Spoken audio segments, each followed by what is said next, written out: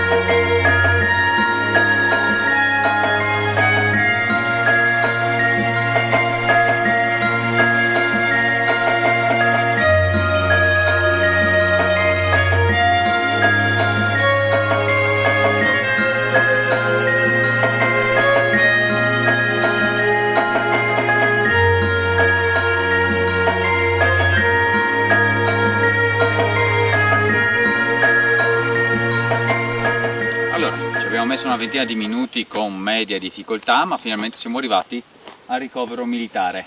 Da qui si prende il sentiero per andare al Chiasut, vedrete nelle foto più avanti. Invece per di là ovviamente si ritorna indietro al rifugio di Vualt e per di qua questa via leggermente più alta semplicemente riconnette con il 425 che è il sentiero per andare al Chiasut. Quindi indipendentemente che voi prendiate da qui o da qui, arriverete sulla strada che porta alla biforcazione per poi andare al Chiasu Dal Shore. Noi vi consigliamo di andare di qua perché è un pezzo all'interno del bosco veramente meraviglioso. Andiamo a dare un'occhiata com'è.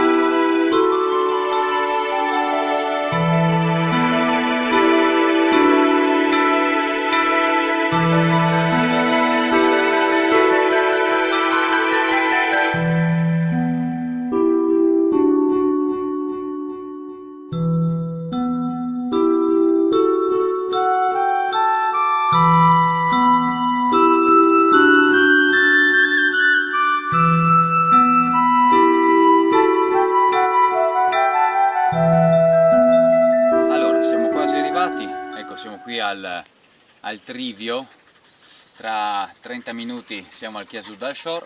Dovessimo prendere l'alta via solo per raggiungere il bivacco Bianchi, anche se non è questa la nostra meta, e giù per di qua si torna indietro al Vualt.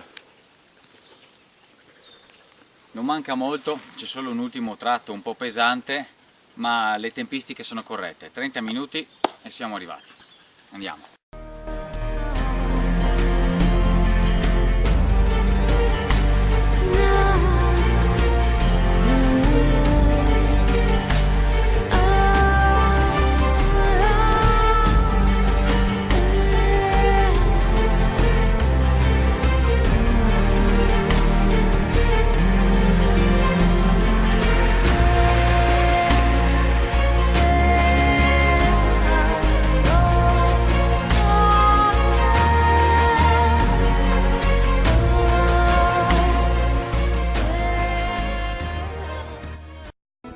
Ed eccoci arrivati al Chiasut finalmente.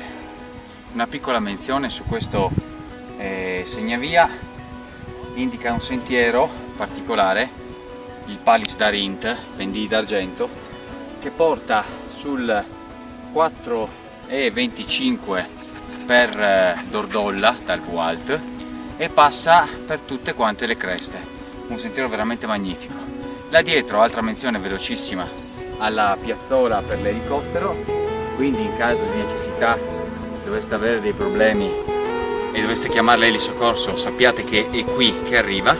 E adesso finalmente andiamo a vedere com'è il Casut dal shore, come si è evoluto.